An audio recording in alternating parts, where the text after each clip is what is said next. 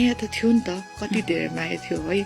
ऊ त मेरो मङ्गेतरै थियो नि त, अनि माया नभएको भए त त्यस्तो हुन्थ्यो। दुईजना फेरि है त्यस्तो हामी दुईजना भेट्यो भने त त्यही रुवाबास मात्रै हुन्छ। ओके फेरि बाई।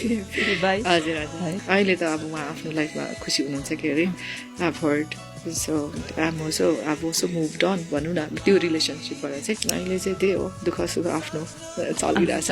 हजुर। तर स्टिल माया भन्ने त रहिहाल्छ नि। दिदीको आँखाबाट आँसु झरेको आँसुले पनि त्यो प्रुभ गरिरहेको छ होइन। खुसी हुनुपर्छ तर अहिले त म एकदम खुसी छु बहिनी, अहिले त एकदमै खुसी छु। मैले भन्दैछु त, मलाई त्यो हुन्छ नि गढिरहेको काँडा टन टन परिरहेको काँडा निकालेर कस्तो सन्चो हुन्छ त्यस्तै भइरहेछ कि अहिले चाहिँ। कति महिना भयो दिदी यस्तो भएको फिल? होइन अस्ति भर्खर जब मलाई फ्यानहरूले सपोर्ट गर्नु थाल्नु भयो नि, त्यहाँदेखि चाहिँ त्यस्तो भयो। अनि म खुलेर आफ्नो नाम अहिले त म जुन चाहिँ पोस्टमा पनि आई एम पूजा लामा लेख्छु क्या, किनभने यत्रो वर्ष लेख्नु पाएन नि त मैले है, म को हो भनेर मलाई बिर्सिसकेको थिएँ, त्यस्तो भयो नि त।